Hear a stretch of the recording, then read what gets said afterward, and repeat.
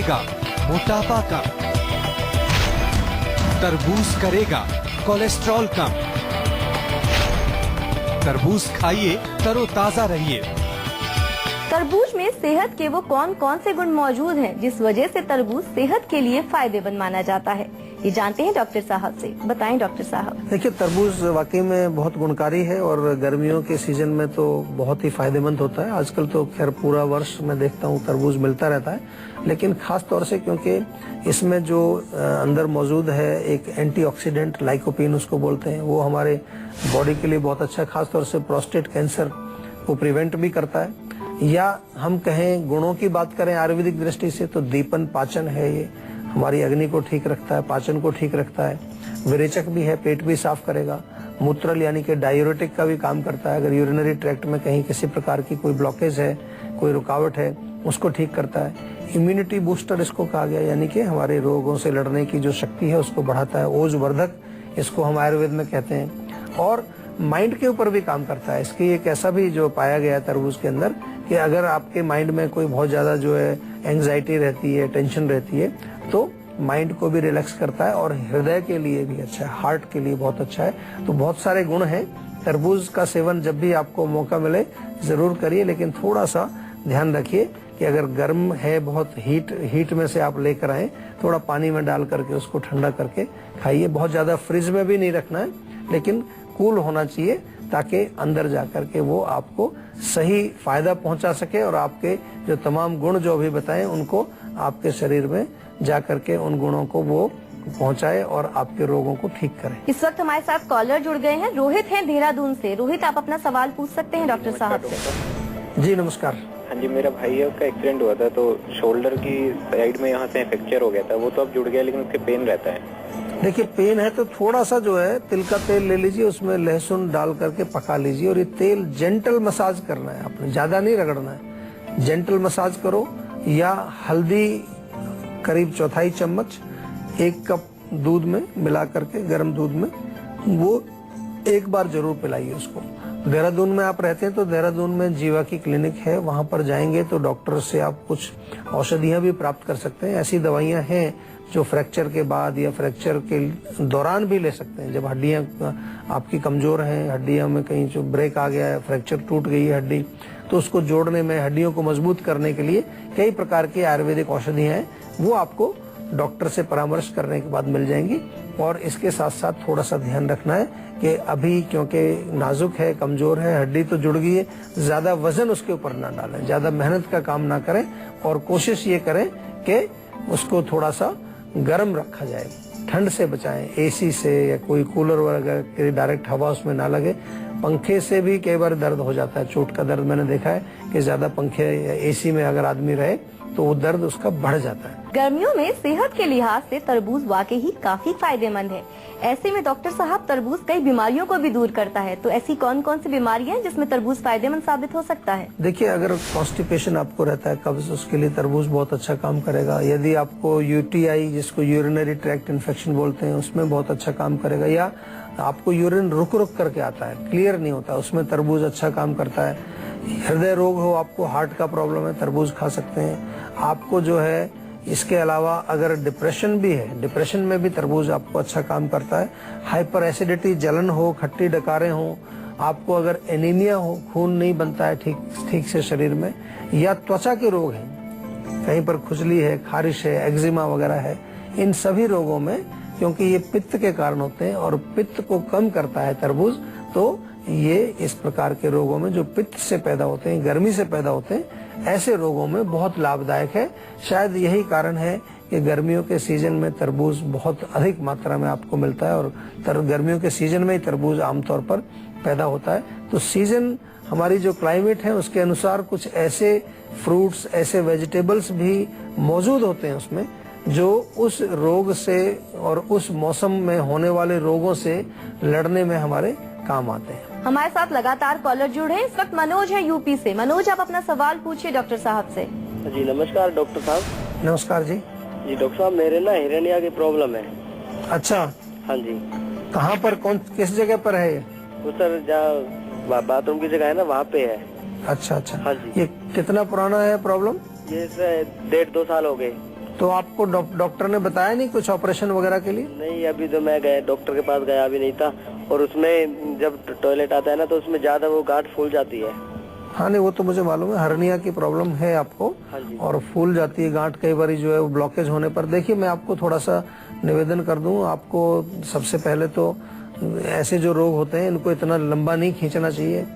थोड़ा मैं देख रहा हूँ कई बार जो पेशेंट्स हमारे यहाँ इस शो पर भी कॉल करते हैं तो लगता है कि थोड़ा शरीर के बारे में बिल्कुल परवाह नहीं है हमें। रोग है, 1 साल हो गया, 1.5 साल हो गया, चल रहा है, अभी डॉक्टर को भी नहीं दिखाया, कोई चिंता ही नहीं है किसी प्रकार की। तो ये बड़ी अच्छी आदत नहीं है, बहुत गलत आदत है। शरीर को हमें कोई भी प्रॉब्लम दिखे, कहीं छोटी सी भी प्रॉब्लम दिखे, उसको तुरंत आपको जो है चेकअप कराना चाहिए, उसको समझना चाहिए, खुद भी कोशिश करनी चाहिए क्या प्रॉब्लम हो सकती है, क्या कारण हो सकता है। इसीलिए हमने अपना ये शो बनाया है आपको, ताकि इतनी सारी इन्फॉर्मेशन देते हैं, इतनी सारी जानकारी देते हैं, ताकि आपको भी अगर कोई प्रॉब्लम हो। इसीलिए हमारे यहाँ पर जो हमने जो ये क्वेश्चन आंसर्स का जो हमने प्रोग्राम रखा है, ये कुछ लोग प्रश्न पूछते हैं, कभी कभार आपकी भी ऐसी प्रॉब्लम हो सकती है तो आपको भी कुछ उसमें उत्तर मिल जाता है। लेकिन फिर भी हम आपको थोड़ा सा ये कहना चाहेंगे कि हेल्थ कॉन्शियस बनना चाहिए, हेल्थ का ध्यान रखना चाहिए। आपसे मेरा निवेदन यही होगा कि पहले थोड़ा सा डॉक्टर से हमारे यहाँ बातचीत करें, थोड़ा अच्छी तरह समझाएं, ताकि हम आपको सही उसका उपचार बता पाएं। कई बार ऐसी भी कंडीशन होती है हर्निया में, देखा है कि अगर दवाई से काम नहीं होगा तो हो सकता है सर्जरी करानी ही पड़े आपको। हालांकि इलाज है, रोग भी वर्णन किया है आयुर्वेद के अंदर, उसकी औषधियां भी हमारे पास भी हैं, लेकिन रोग की स्थिति क्या है, उसकी कंडीशन क्या है, ये सब देखने के पश्चात ही आपको सही उत्तर दे पाएंगे। और उसके लिए आपसे निवेदन यही है कि हमारे नंबर पर दोबारा फोन करो, डॉक्टर से थोड़ा बातचीत करिए। तो डॉक्टर साहब, क्या है आज की संजीवनी? देखिए, अगर आपको एनीमिया हो या पीलिया हो जाता है, कई बार गर्मी की वजह से लिवर में प्रॉब्लम आ जाती है, तो तरबूज खाइए। आपको अगर पथरी, गुर्दे में पथरी है, तो तरबूज का रस बहुत अच्छा काम करता है, वो आप पी सकते हैं।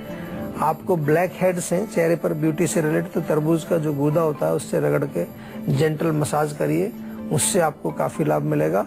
और ओबेसिटी में भी काम आता है, यदि वजन कम करना है आपको तो तरबूज का सेवन करिए। पेट भी साफ रहता है, आपका यूरिनरी ट्रैक्ट भी साफ होता है, ज्यादा कोई फैट वगैरह उसमें है नहीं, मोस्टली वाटर उसके अंदर होता है, कुछ विटामिन मिनरल्स वगैरह होते हैं, तो न्यूट्रिशन देगा आपको, लेकिन आपका वजन नहीं बढ़ेगा। और डिप्रेशन अगर आपको है, बहुत ज्यादा डिप्रेशन रहता है, मानसिक तनाव रहता है, तो भी तरबूज आपको फायदा पहुंचाता है। इस वक्त हमारे साथ एक कॉलर जुड़ गए हैं, मनीष हैं गाजियाबाद से। मनीष, आप अपना सवाल पूछें डॉक्टर साहब से। नमस्कार डॉक्टर साहब। नमस्कार जी। हाँ जी डॉक्टर साहब, मेरे ना चेहरे पे बहुत ज्यादा पिंपल्स रहते हैं। अच्छा। हाँ जी, वो और ज्यादा काले भी पड़ जाते हैं, बहुत ज्यादा मोटे मोटे दाने हो जाते हैं। कब से हो रहा है प्रॉब्लम? ये 1 साल से है जी। 1 साल हो गया? हाँ जी। देखिए, हम जो है आपको एक चीज समझाते हैं, अपने शो के माध्यम से बार बार कहते हैं कि कोई भी आपको रोग हो, किसी प्रकार की तकलीफ हो, उसका कारण जानना जरूरी है। आमतौर पर पिंपल्स लोगों को होते हैं, एक्ने होते हैं, तो उसमें कोई लगाने वाली दवाइयां ज्यादा मैंने देखा है लोग यूज करते हैं, या ज्यादा से ज्यादा किसी स्किन के डॉक्टर के पास चले जाएंगे, वो उनको कुछ एंटीबायोटिक वगैरह कुछ खिलाएंगे, तो वो उससे हो सकता है थोड़े दिन दब जाए। लेकिन अल्टीमेटली हमें अगर रोग को जड़ से ठीक करना है तो ये ढूंढना बहुत जरूरी है कि इसका कारण क्या है। आमतौर पर इस प्रकार की जो तकलीफ है, जैसा आपने बताया पिंपल्स के बारे में, वो गर्मी की वजह से होती है। बहुत ज्यादा हीट अगर हो, और हीट के कई कारण हो सकते हैं, पानी आप नहीं पीते हैं ज्यादा, बहुत ज्यादा गर्म चीजें खाते हैं, मिर्ची मसाले ज्यादा यूज करते हैं, चाय कॉफी या तीखी चीजें खाते हैं, या कोई भी तासीर जिनकी गर्म हो ऐसे भोजन यदि आप ज्यादा खाते हैं, या आप गर्म क्लाइमेट में रहते हैं, बहुत ज्यादा हीट में आप काम करते हैं, कई कारण उसके हो सकते हैं। ओवर एक्सरसाइजिंग भी आजकल बहुत ज्यादा लोग, कई मैंने देखा है कि जिम में बहुत टाइम स्पेंड करते हैं, बहुत ज्यादा पसीना निकालते हैं, तो हीट बढ़ जाती है बॉडी में, और वो हीट जब बढ़ेगी तो वो खून में जमा होकर के कहीं ना कहीं स्किन डिजीज पैदा करती है। तो पहला तो कूलिंग बहुत जरूरी है, बॉडी को कूल रखना है, पित्तवर्धक चीजें नहीं खानी है, और दूसरा चीज के जो गर्मी अभी खून में चली गई है उसको शांत करने के लिए कुछ ना कुछ, कोई भी बिटर टेस्ट वाली चीजें अगर आप लेंगे, जैसे एलोवेरा है, एलोवेरा आप सुबह 2-3 चम्मच खा सकते हैं, उसका गूदा अंदर का जेल निकाल के। नीम के पत्ते अगर मिल जाएं वो बहुत अच्छे होते हैं, नीम के पत्ते 5-6 आप खा सकते हैं, और करेला हो तो करेले का जूस निकाल करके पी सकते हैं। मतलब कोई भी बिटर चीज होगी, कड़वे टेस्ट की कोई चीज होगी, तो वो आपके पित्त को शांत करेगी, आपके खून को भी साफ करेगी। और इसके अतिरिक्त जो है आपको बहुत इम्पोर्टेंट ये है कि जो रोग का कारण है उसको बढ़ाना नहीं है। एक तरफ आप कम कर रहे हैं, दूसरी तरफ बढ़ा रहे हैं, फिर बात नहीं बनेगी। आप बहुत सारे पेशेंट हैं ऐसे मैंने देखे हैं कि वो कुछ नुस्खा भी प्रयोग कर रहे हैं लेकिन साथ में गर्म चीजें भी खा रहे हैं, चाय भी पी रहे हैं, मिर्ची भी खा रहे हैं, पिंपल्स हो रहे हैं, खुजली हो रही है, खारिश हो रही है, फिर भी गर्म चीजों का सेवन छोड़ते नहीं है क्योंकि हमारी जो जीभ है उस पर कंट्रोल नहीं रहता। तो थोड़े दिन के लिए परहेज भी बहुत जरूरी है। नुस्खे भी आपको मैंने बताए। और फिर भी अगर आपका रोग लगता है कि पुराना हो गया है, जैसे आपने कहा कि 1 साल अभी हो गया है, पुराना रोग यदि हो जाए तो आयुर्वेदिक औषधियां लेनी चाहिए। आयुर्वेद में बहुत अच्छी चिकित्सा है, हर प्रकार के रोगों की चिकित्सा आयुर्वेद में मिलती है।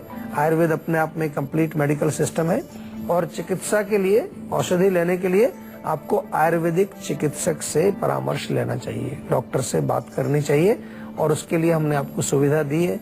इवन फोन के माध्यम से आप हमारे जीवा के डॉक्टर से बात कर सकते हैं या हमारी क्लिनिक्स हैं, अलग अलग शहरों में क्लिनिक्स हैं जीवा की, वहां जाकर के पर्सनली भी आप डॉक्टर से मिल सकते हैं। हमारे साथ लगातार कॉलर जुड़ रहे हैं। इस वक्त विनय है हमारे साथ मथुरा से।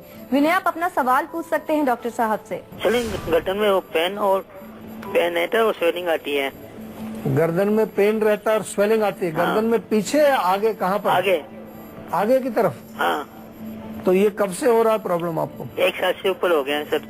1 साल? तो आपने कोई चेकअप वगैरह नहीं कराया डॉक्टर को? अभी नहीं कराया सर। 1 साल से किसी को नहीं दिखाया? अभी नहीं दिखाया सर। देखिए, थोड़ा लापरवाही नहीं करनी चाहिए इतनी। गर्दन में आप कह रहे हैं कि दर्द रहता है और स्वेलिंग भी है, लेकिन अभी फिलहाल के लिए मैं आपको एक छोटी सी चीज बता सकता हूँ कि मुलेठी का चूर्ण आपको मिल जाएगा।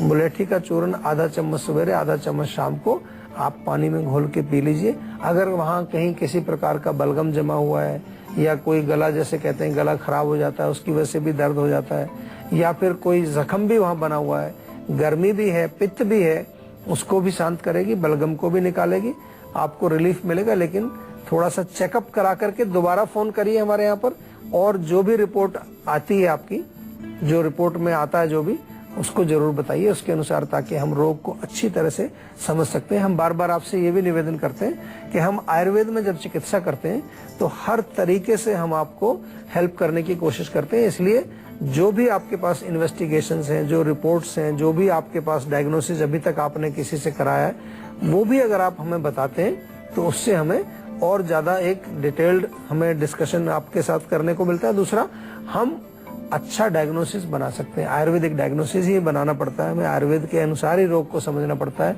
वात पित्त कफ के अनुसार हमको रोग को समझना पड़ता है। लेकिन इन्फॉर्मेशन जितनी ज्यादा से ज्यादा मिल जाती है उससे हमें डेफिनेटली लाभ भी मिलता है और ये थोड़ा सा संकेत हो जाता है कि किस प्रकार का रोग ये है। इस वक्त हमारे साथ दीपक जुड़ गए हैं जयपुर से। दीपक, आप अपना सवाल पूछ सकते हैं डॉक्टर साहब से। डॉक्टर साहब नमस्कार। नमस्कार जी। डॉक्टर साहब, मेरे ना खट्टी खट्टी डकारें ज्यादा आती है, छाती में जलन होती है और जो खाना भी खाता हूँ ना तो खाना भी ऊपर की तरफ आ जाता है। 6 महीने से प्रॉब्लम है। देखिए, 6 महीने से है तो एक तो थोड़ा सा इसको आप सीरियसली लीजिए। ये प्रॉब्लम जो है हाइपर एसिडिटी की है, अम्ल पित्त इसको हम आयुर्वेद में बोलते हैं। इसका जहाँ तक मैंने देखा है, जो आजकल ये रोग की तरफ आ जाता है, 6 महीने से प्रॉब्लम है। देखिए, 6 महीने से है तो एक तो थोड़ा सा इसको आप सीरियसली लीजिए। ये प्रॉब्लम जो है हाइपर एसिडिटी की है, अम्ल पित्त इसको हम आयुर्वेद में बोलते हैं। इसका जहाँ तक मैंने देखा है, जो आजकल ये रोग बहुत कॉमन है और उसका मूल कारण 2 ही है। एक तो हमारा खान पान है, अगर खाने पीने में बहुत ज्यादा खट्टी चीजें ले रहे हैं, बहुत ज्यादा तीखी चीजें ले रहे हैं, तेजाब वाली चीजें, एसिडिक फूड ज्यादा खा रहे हैं, एक तो ये कारण बनता है। दूसरा ये भी है कि कई बार खाना भी हमारा ठीक है, फिर भी लोगों को जो एसिडिटी में देखता हूँ, वहां पर जो है आम तौर पर रात को देर से सोना, बहुत ज्यादा टेंशन करना, बहुत ज्यादा चिंता करना, बहुत ज्यादा मानसिक तनाव यदि आपको हो तो वो भी एक कारण बनता है। तो दोनों में से कौन सा कारण आपका है उसको थोड़ा सा ध्यान दीजिए। और खाने के लिए इसमें एक तो आयुर्वेद का एक बड़ा अच्छा चूर्ण आता है, अविपत्तिकर चूर्ण, आपको मिल जाएगा, जीवा में भी मिल जाएगा आपको। वो चूर्ण आप 1-1 चम्मच भोजन से पहले ले लीजिए। आंवला भी अच्छा काम करता है, कई लोगों को जैसे थोड़ा आंवला प्रॉब्लम भी करता है, लेकिन आमतौर पर आंवला जो है कूलिंग होता है। आंवले का चूर्ण भी आप ले सकते हैं, या आंवले के चूर्ण में मुलेठी मिला लीजिए बराबर मात्रा में, वो और भी अच्छा नुस्खा आपका बन जाएगा। अगर आप भी चाहते हैं कि बीमारियां आपके पास न फटके और फिट एंड हेल्दी बने रहें आप, तो आप इस नंबर पर कॉल करें। 0129